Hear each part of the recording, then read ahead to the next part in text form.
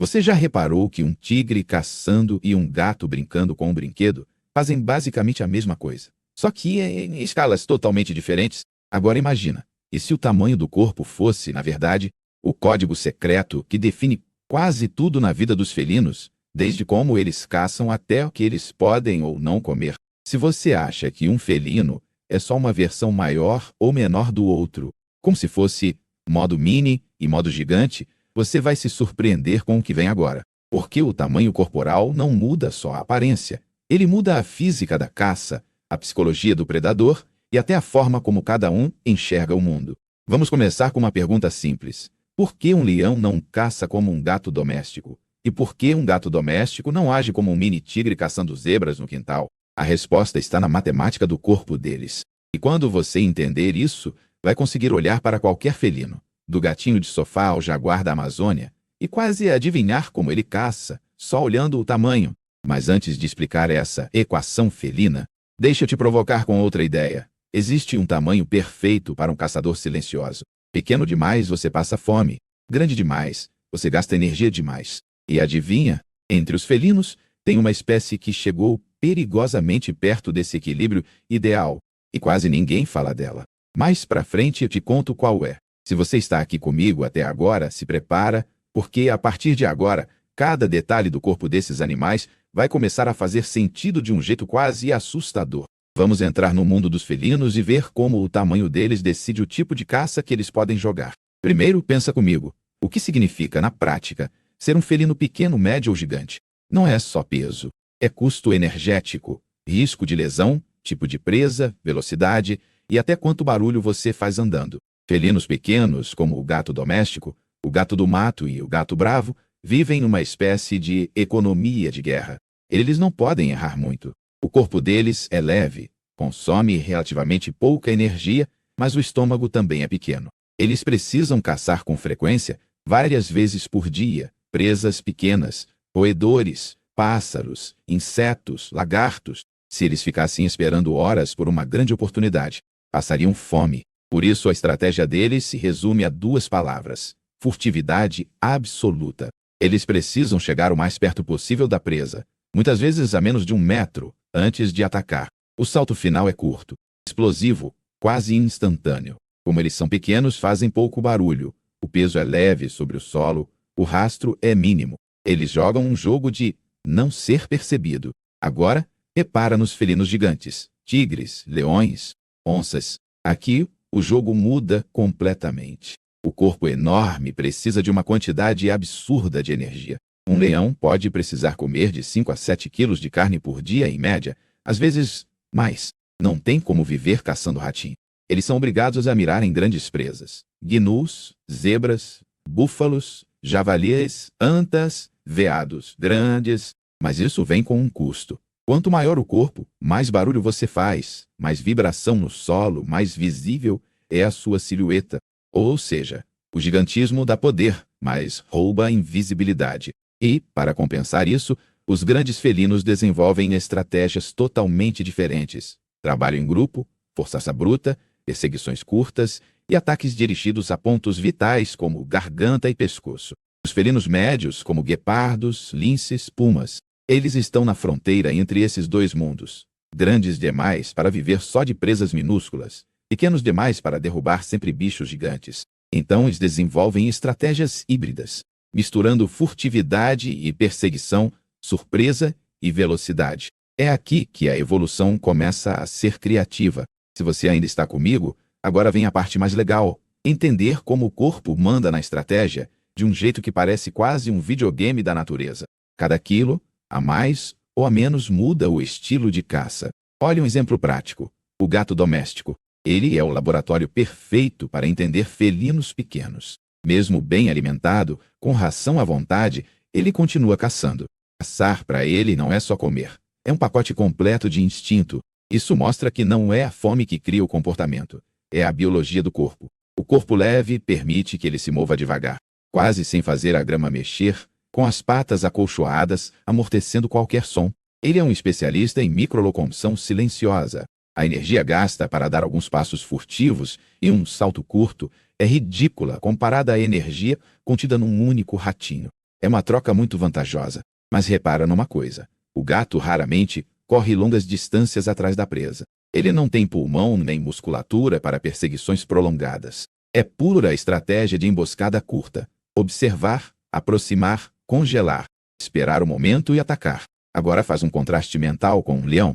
Tenta imaginar um leão usando exatamente a mesma técnica, andando um tempão super devagar atrás de um gnu até ficar a 1 metro de distância. Não funciona. O gnu vê, ouve, sente o cheiro. O corpo pesado denuncia. E mesmo que um leão fosse tão furtivo quanto um gato, a quantidade de energia que ele precisa para se esgueirar por longos minutos é muito maior. O custo do silêncio é outro.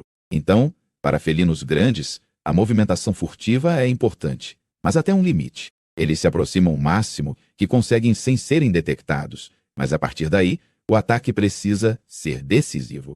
Um erro pode significar uma lesão grave, e, para um predador grande se machucar, é quase uma sentença de morte. Fica um ponto em aberto aqui. Se os grandes não podem ser tão discretos quanto os pequenos, como é que eles compensam isso na prática? A resposta está em 2 palavras que mudam tudo: cooperação e intimidação. Daqui a pouco a gente volta nisso, mas segura essa pergunta por enquanto. Agora, vamos atravessar o espectro e entrar no território dos gigantes. Leão, tigre, onça pintada. Mesmo entre eles, o tamanho corporal conversa com a estratégia de caça de formas diferentes. O leão africano, por exemplo, não é o maior felino do mundo, mas é dos mais pesados. E mais importante, ele é um dos únicos grandes felinos realmente sociais. A explicação energética para isso é bem lógica. Grandes carnívoros têm um problema matemático sério. Caçar grandes presas é arriscado demais para um só indivíduo. Um chute de zebra ou de búfalo pode quebrar costelas, perfurar órgãos, quebrar uma pata. Quando você junta vários indivíduos em grupo, o risco é dividido. E mais, a taxa de sucesso aumenta. Um leão sozinho pode falhar em 8 ou 9 de cada 10 tentativas. Em grupo, as chances melhoram muito. O custo energético de se manter numa alcateia de leões é alto, mas o retorno em comida também. Repara como o tamanho entra nessa equação. Leões são grandes o bastante para derrubar gnus, mas não tão gigantes a ponto de precisarem de presas monstruosas o tempo todo, como hipopótamos adultos, por exemplo. Eles ocupam um nicho de tamanho que favorece a caça cooperativa de presas medianas a grandes. Agora, pensa no tigre. Ele é, em média, maior que o leão, mais pesado e mais musculoso, mas caça sozinho. O ambiente em que vive, florestas densas, selvas, matagais, favorece emboscadas individuais. O tigre não corre atrás da presa em campo aberto. Ele se aproxima silenciosamente, usa o ambiente como cobertura e tenta um ataque fulminante, geralmente pela lateral ou por trás, mirando o pescoço. O tamanho corporal do tigre permite que ele derrube grandes presas como cervos enormes e búfalos. Mas também tem um efeito colateral. Ele não pode se dar ao luxo de errar muitas vezes. Cada ataque falho significa energia gasta que precisa ser reposta. Por isso, tudo nele é otimizado para o ataque perfeito. Patas imensas, musculatura concentrada, mandíbula poderosa. O corpo dele é uma aposta pesada na estratégia de um ataque, uma morte. Já a onça pintada traz uma variação fascinante. É menor que o leão e o tigre, mas tem a mordida proporcionalmente mais forte entre os grandes felinos. Olha como isso se conecta ao tamanho e ao ambiente. A onça vive em florestas densas, áreas alagadas, regiões com muitos esconderijos e presas variadas, desde capivaras até jacarés e tatus. Por ser relativamente menor que um leão, ela pode se esconder com mais eficiência em vegetação densa, mas ainda é grande o bastante para enfrentar presas muito pesadas. A solução evolutiva foi um estilo de caça em que a emboscada é tudo, e o golpe final é extremamente localizado. Uma mordida no crânio ou na nuca, muitas vezes perfurando o osso. É uma forma de matar que exige força concentrada, não apenas tamanho bruto. Agora, se você ainda está comigo, vai curtir o que vem a seguir. Existe um grupo de felinos que ignora a fórmula clássica: quanto maior, mais forte e lento; quanto menor, mais furtivo e leve. Eles decidiram apostar tudo na velocidade. E o exemplo mais extremo disso é o guepardo. O guepardo é um caso tão extremo que parece até um hack na lógica dos felinos. Enquanto tigres e leões investem em músculos, poder e emboscadas, o guepardo apostou todas as fichas na velocidade máxima, mesmo que isso custasse força bruta e resistência. Ele é relativamente grande se comparado a um gato doméstico, mas é leve quando comparado a outros grandes felinos.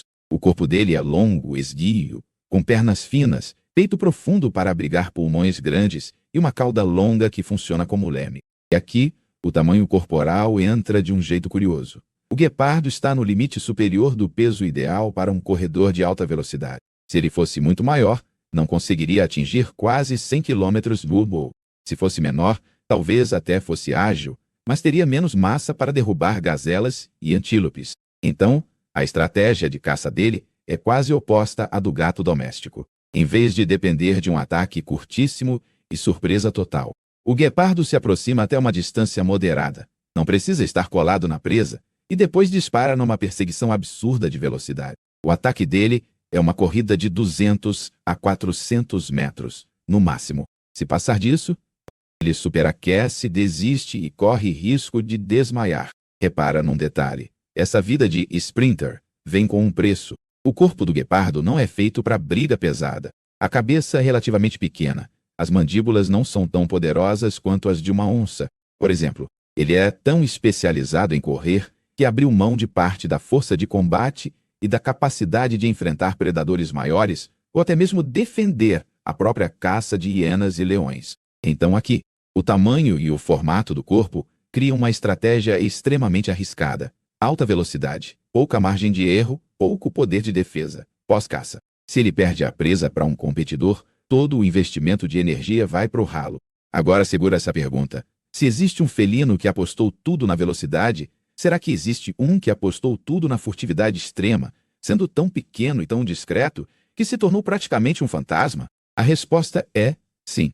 Esse cara talvez seja o verdadeiro tamanho perfeito para certas caçadas. Antes de chegar nesse fantasma, vale olhar para um grupo intermediário que muita gente esquece. Os felinos médios como linces, caracais, cervais e pumas. Eles vivem num dilema energético interessante. São grandes demais para viver só de ratos, mas pequenos demais para caçar búfalos e zebras o tempo todo.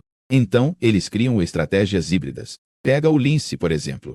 Ele tem porte médio, pernas longas e tufos nas orelhas. Vive em ambientes variados, de florestas densas a regiões frias com neve. A estratégia dele mistura furtividade e explosão. Ele se esconde, observa, avança devagar, mas é capaz de saltos longos e rápidas perseguições curtas. A dieta também é intermediária. Coelhos, lebres, aves, pequenos cervos. O caracal, por sua vez, é um mestre em saltos verticais. O corpo médio permite força suficiente para atingir aves em pleno voo, com pulos impressionantes. Ele é grande o bastante para derrubar presas medianas, mas ainda leve para ser ágil. O tamanho aqui cria um pacote muito versátil. Não é um gigante, mas também não é um miniaturizado. Ele habita essa zona de predador flexível. O puma é outro exemplo interessante. Ele pode variar bastante de tamanho dependendo da região, mas, em geral, é um felino grande, porém não tão massivo quanto o tigre ou o leão. Vive nas Américas, do Canadá à Patagônia. Adaptado a florestas, montanhas, desertos, sua estratégia é de caçador solitário, emboscador, que persegue silenciosamente e ataca com salto e mordida na nuca. Repara num padrão. À medida que o tamanho aumenta, os felinos vão tentando alavancar a vantagem de peso, mas tomando cuidado com o custo energético e o risco de lesão. Já os médios evitam brigas com presas muito grandes ou perigosas. Eles precisam escolher bem o alvo. Agora, lembra da pergunta que eu deixei aberta? Se existe um guepardo especialista em velocidade, será que existe um especialista em furtividade extrema no outro extremo do tamanho? É aqui que entra um felino quase desconhecido, mas com uma proporção assustadoramente eficiente entre tamanho e sucesso de caça. O gato de patas negras. Esse felino minúsculo, que vive na África, pesa entre 1 e 2,5 kg. É menor que muitos gatos domésticos. Só que ele é considerado um dos felinos mais eficientes do mundo. Estima-se que consiga taxas de sucesso na caça muito maiores que as de leões e guepardo. Em uma única noite, pode caçar dezenas de pequenas presas. Como isso é possível? O corpo minúsculo exige pouca energia. A cada pequeno roedor capturado, ele repõe uma boa parte do que gastou. Ele é tão pequeno que se torna quase invisível na paisagem. O barulho das patas? Praticamente zero. A pressão no solo é mínima. O risco de lesão, enfrentando presas pequenas, é baixíssimo. E ele pode caçar continuamente por horas, com uma sequência de microcaçadas. Pensa no contraste com um leão. O leão precisa de uma caça grande e bem-sucedida para pagar dias de jejum e energia gasta. O gato de patas negras vai faturando em pequenas parcelas, o tempo todo. É como comparar alguém que aposta em um prêmio de loteria gigante com alguém que faz dezenas de pequenos trabalhos pagos por dia.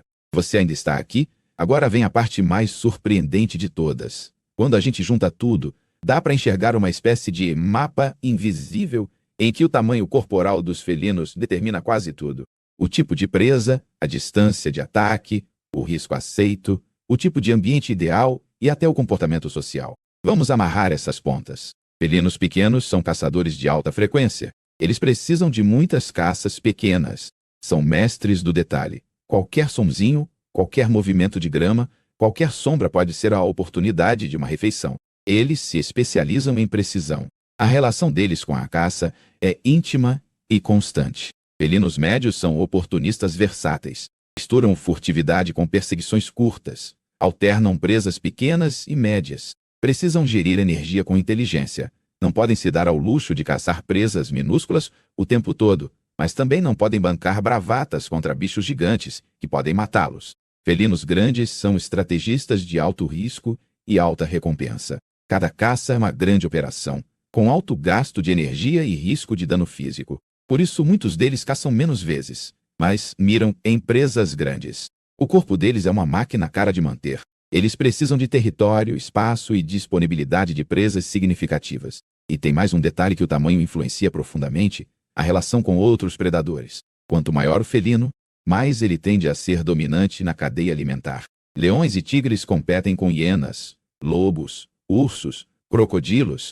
Onças competem com jacarés, sucuris, grandes cães selvagens. Já os pequenos, em vez de dominarem, precisam desaparecer. O gato de patas negras, por exemplo, não intimida ninguém grande. Ele sobrevive sendo ignorado. Agora vem aquela revelação mais poderosa que eu prometi lá no começo. Apesar de parecer que os grandes são os reis e os pequenos são inferiores.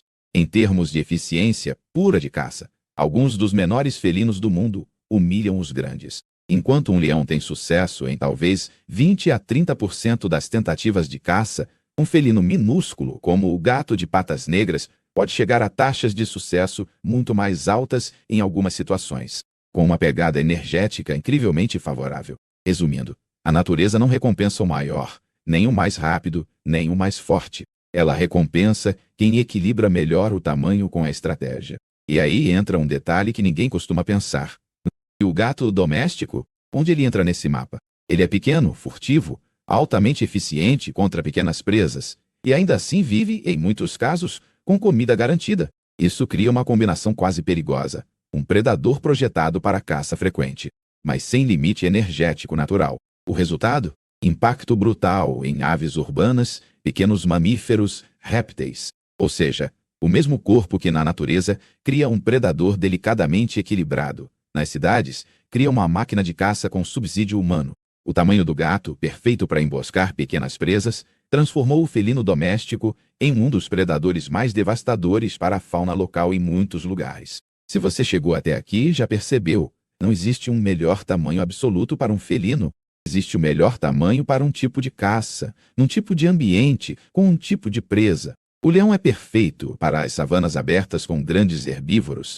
O tigre é perfeito para florestas densas com grandes cervos. A onça é perfeita para ambientes variados com água, árvores e presas duras. O guepardo é perfeito para campos abertos com presas rápidas. O gato de patas negras é perfeito para caçadas incansáveis de micropresas. E o mais curioso, todos carregam o mesmo software básico de felino: unhas retráteis, visão noturna, bigodes sensíveis, foco na frente dos olhos para a visão binocular. Mas o hardware, o tamanho do corpo, decide o jogo em nível profundo. Pensa na próxima vez que você ver um vídeo de um tigre caçando ou seu gato mirando um passarinho na janela. Você vai estar assistindo a mesma lógica funcionando em dois extremos diferentes de escala, como se fosse a mesma música, tocada em volumes e velocidades diferentes. Para fechar, Deixa eu te deixar com duas provocações. Primeiro, se você tivesse que escolher um felino para ser, pensando só em eficiência de caça e chance de sobrevivência, você seria um gigante como o tigre, com poucas grandes apostas, ou um mini predador como o gato de patas negras, com dezenas de pequenas vitórias todo dia? Segundo, agora que você entende melhor como o tamanho corporal molda a estratégia de caça, quando olhar para qualquer felino, até para o seu gato dormindo no sofá, tenta imaginar. Se ele estivesse na natureza, qual seria o tipo de caça ideal para o tamanho dele? Se essa viagem pelo mundo dos felinos abriu sua cabeça, comenta qual felino você acha mais impressionante. O leão cooperativo, o tigre solitário, o guepardo velocista, a onça, quebradora de crânios ou o pequeno fantasma de patas negras. E se quiser se aprofundar mais no comportamento animal, clica para se inscrever e continua comigo nos próximos vídeos, porque ainda tem muito segredo de predador para a gente decifrar juntos.